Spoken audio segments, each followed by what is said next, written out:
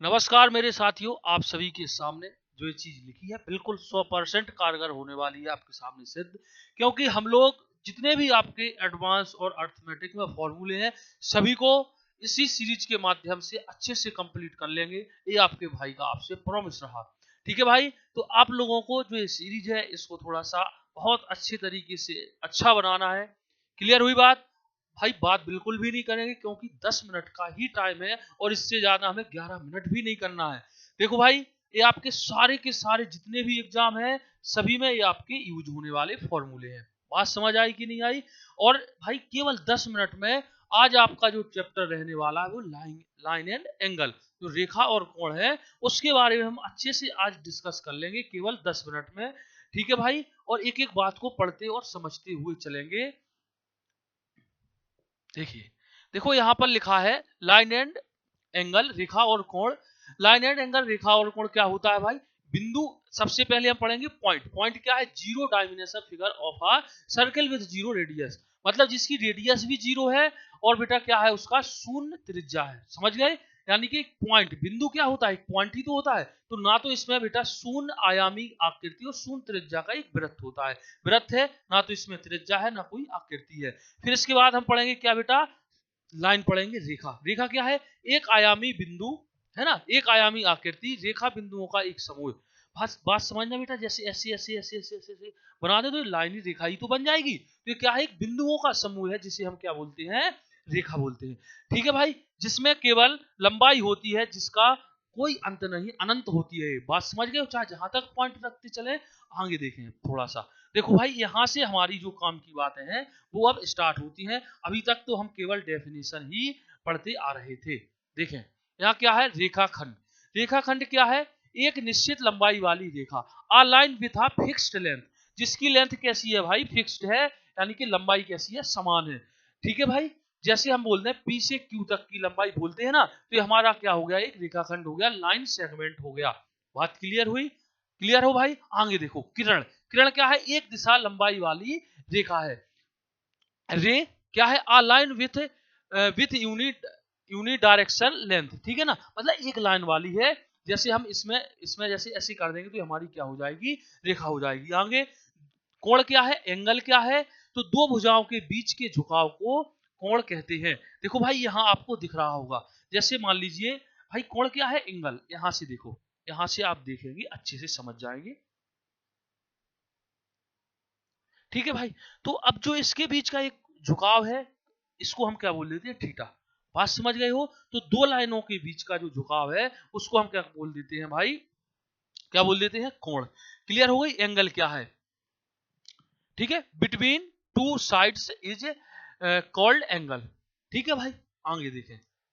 अब देखो ये त्रिभुज एबीसी का ये लाइन दे रखी है आपको, ये एक कोण है और ये आपका क्या बन जाएगा? बी और एसी। एक चीज और ध्यान रखना, जो आपका बीच में होगा उसी पर आपका क्या बनता है? एंगल बनता है, यानी कि कोण बनता है।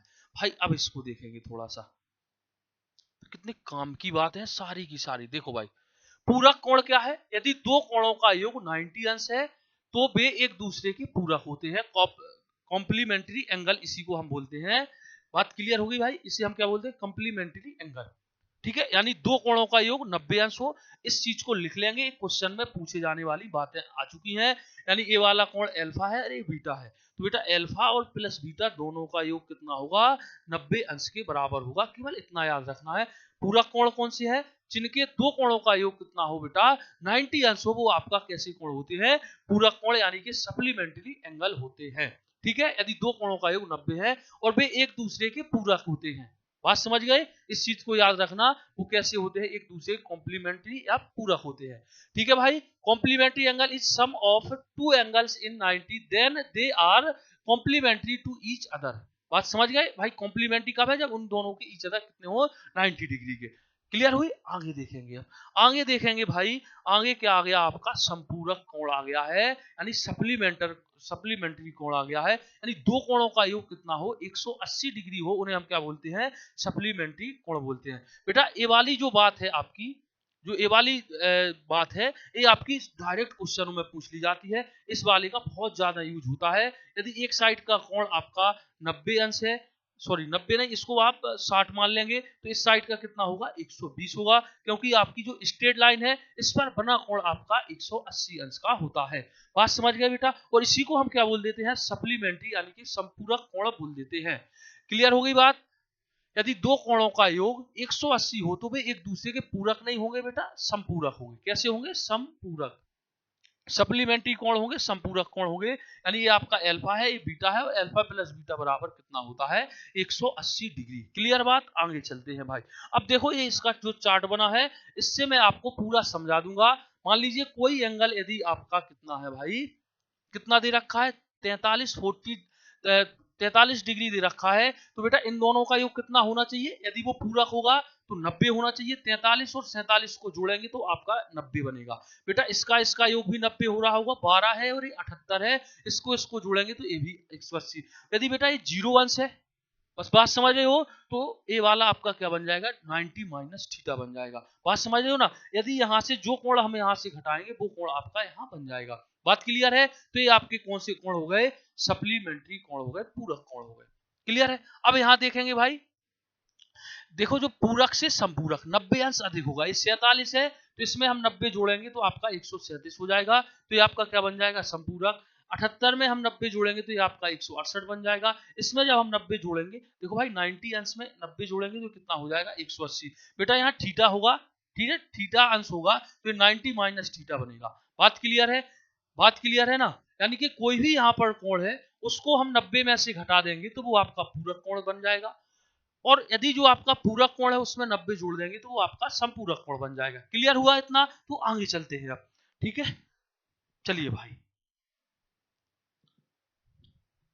थोड़ा बड़ा हो गया है तो हाँ जी, देखो यहां से पढ़ेंगे इसको।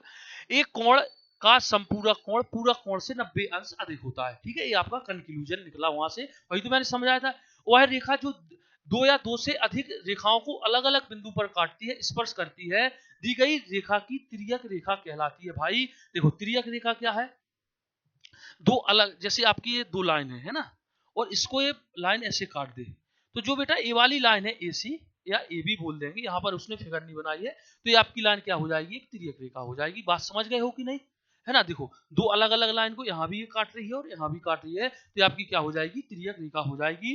ठीक है, आगे देखें आप भाई, देखो समांतर लाइन भी पढ़ लें, थोड़ा सा समझ लें समांतर क्या है। समांतर रेखा दो या दो से अधिक रेखा जो एक दूसरे को कभी नहीं काटती है ना भाई। समांतर लाइन को आप यहाँ से लेकर के इन्फिनिटी अनंत चाहे जहां तक जाएंगे वो कभी भी एक दूसरे को नहीं काटेंगी। जैसे आपकी ये वाली लाइन हो गई, कहाँ भाग रहे हो भाई जी? हाँ जी, यहाँ आइए।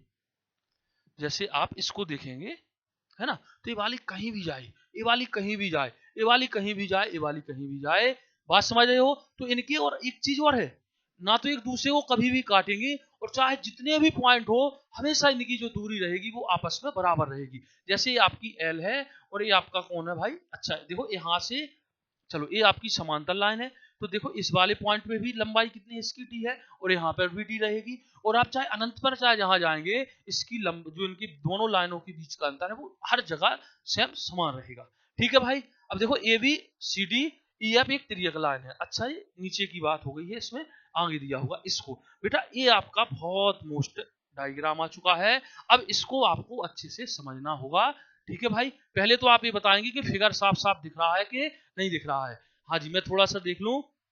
हाँ जी दिख रहा है, सभी बच्चों को बिल्कुल क्लियर दिख रहा है। अब देखो यहाँ से आपको जो समझना है, केवल थोड़ी सी बात में मैं पूरी बात आपको बता दूंगा। भाई AB क्या है? आपकी समांतर लाइन।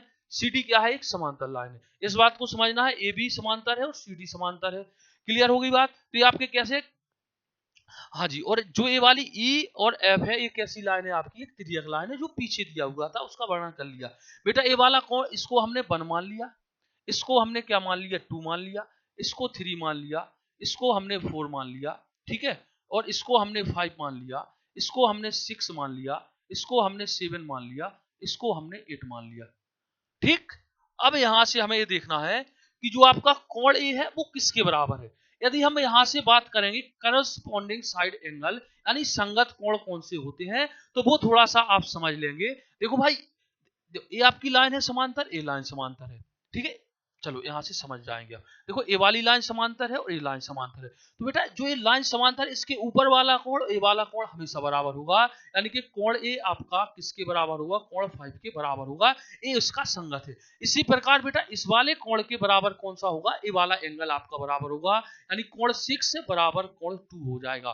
बात समझ रहे हो बेटा। इसी प्रकार यदि हम इसका संगत पूछें तो इसका संगत कौन सा होगा, ये 4 होगा, तो कोण 4 का संगत कोण 8 हो जाएगा। ठीक है, यहाँ पर एक कोण बने हैं सब, ठीक है, इसी में समझा रहे हैं, है ना। तो कोण 5 का कोण 1 के बराबर कोण 5 हो गया आपका।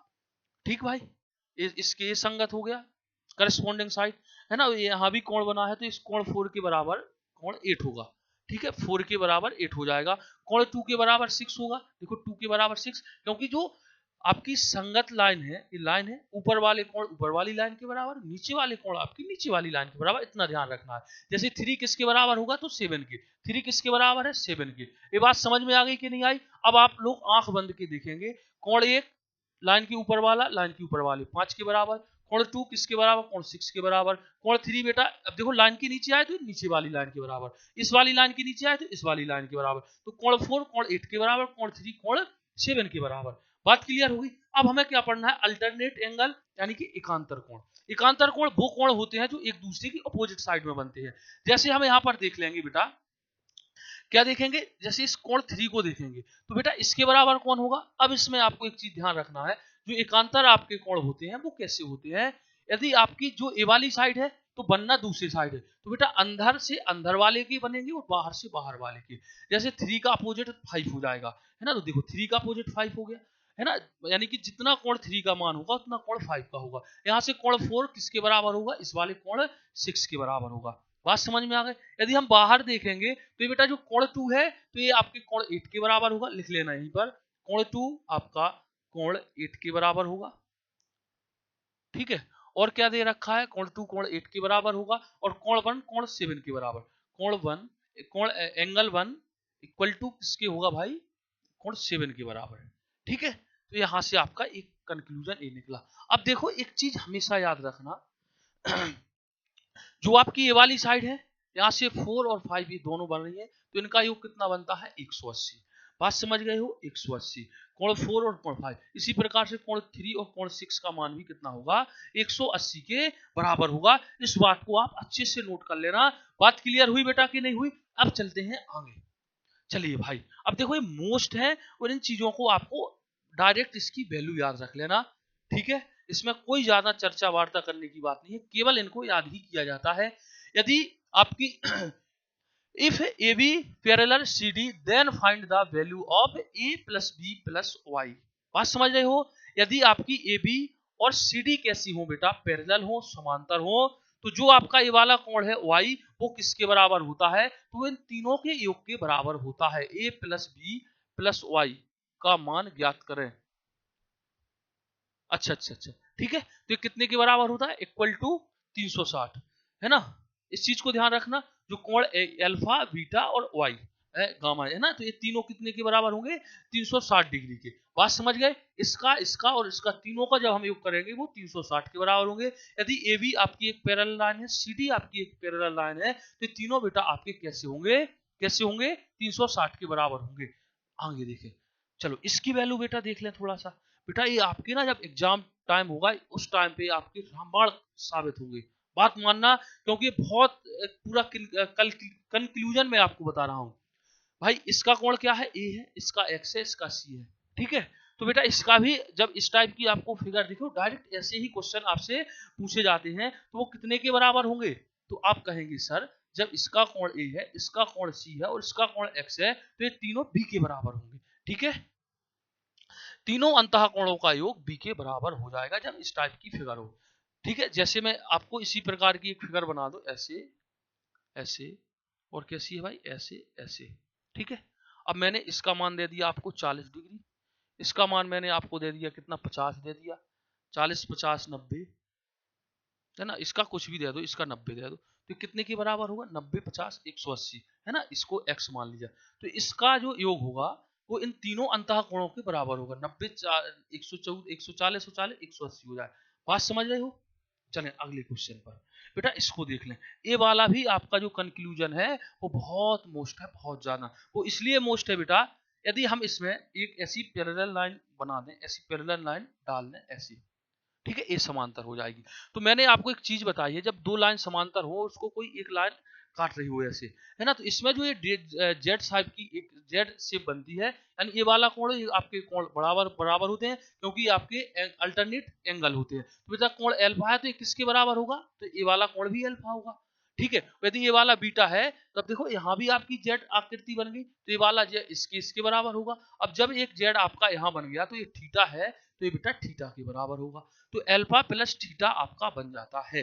बात समझ में आ गई। तो RHS बराबर LHS, दोनों साइड ये आपके मान बराबर होते हैं, ठीक है। आगे देखें, देखो भाई, यदि आपको इस टाइप की फिगर दिख जाए, है ना, ये दोनों आपकी लाइन कैसी है, समांतर है, ठीक है। AB सॉरी AE समांतर है, BF ये सारी समांतर है, इस टाइप से मिल जाए, केवल रटना है इनको, है ना। क्या है, जो इनका जो रेशियो बनेगा बेटा, है ना, जो ABC का रेशियो ABC, इनका रेशियो किसके बराबर हो, PQR। बात समझ गए हो। तो यदि हम एक ही वैल्यू देखें तो ABC तीनों को जोड़ देंगे, भाई रेशियो है तो वो तीनों जुड़ेंगे, यानी कि एक के साथ जो होगा वो सबके साथ होगा, है ना। यदि हमें B की वैल्यू चाहिए होगी तो B, तो हम लग देंगे A plus B plus C बराबर क्या कर देंगे हम। अब देखो यहाँ P था तो यहाँ पर हमें Q लेना पड़ेगा, Q P plus Q plus R। बात समझ रहे हो। तो ये भी वैल्यू आपकी बराबर हो जाएगी, ठीक है। आगे देखते हैं, ये आपका लास्ट है, ठीक है ना, ये आपका लास्ट है, बस इससे ज्यादा आपका कुछ नहीं आना है। लाइन एंड एंगल इसी में आपका समाप्त हो जाएगा मेरे भाई। चलें इसको और थोड़ा सा समझ लें। देखो भाई, यदि आपकी देखो ये आपकी कैसी लाइन है, ये दो लाइनें हैं, ठीक है, और ये वाली आपकी समांतर लाइनें हैं। तो जो ए और बी है, ए बी का रेशियो बी सी के बराबर होगा, यानी इसका, यानी जो ए वाली लंबाई है और ये दोनों आपस में अपोन के बराबर होंगे। वो किसके बराबर होंगे, डीई और ईएफ के। तो डीई और ईएफ के, बेटा सीई, डीई डी सी नहीं होगा यहाँ पर,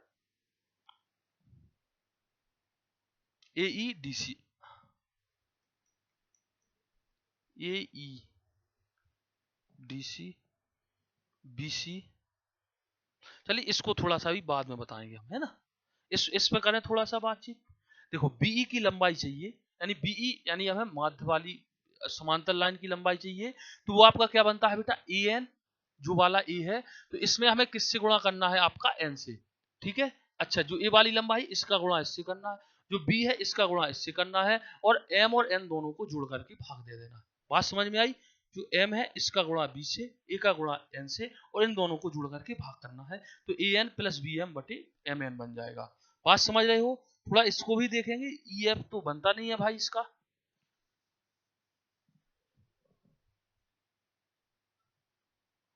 चलिए इसको अभी मैं बता दूंगा। जो एम एन का रेशियो होगा वो ए बी, तो ए बी तो हो गया भाई, है ना, बटे बी सी, तो ये बी सी हो गया, बराबर होगा डी सी के, नहीं डीई होगा, डीई और ईएफ। बात समझो, ए बी और बी सी, तो ए बी का और बी सी का जो रेशियो होगा वो डीई और ईएफ के। कहने का मतलब ये है, ए वाली लाइन जैसी हो, यदि ए वाली समांतर है तो जो रेशियो आपका ए और बी का होगा वही रेशियो डीई का होगा, जो बी और सी का होगा वही रेशियो ई और एफ का होगा, ठीक है। यानी कि जो एन और एम है वो इसके बराबर हो जाएंगे। तो ठीक है भाई, आज का जो आपका सेशन है, आपका जो रामबाण है, यहीं तक है, और आपके लाइन एंड एंगल के सारे आपके सवाल समाप्त हो जाएंगे। इससे ज्यादा आपका कुछ नहीं पूछा जाना, ठीक है। इसी फॉर्मूले बेस पर इससे क्वेश्चन आएंगे, इस बात का आप विश्वास मान के चलना। और आप बेटा कमेंट सेक्शन में जरूर बताना किसमें मैं और कौन सी चीज के आपको फॉर्मूले चाहिए, क्या मैं इसमें इंक्लूड कर दूं। तो ऑल द बेस्ट मेरे सभी बच्चों को। जय हिंद, जय भारत, जय मां सरस्वती, जय बुंदेलखंड।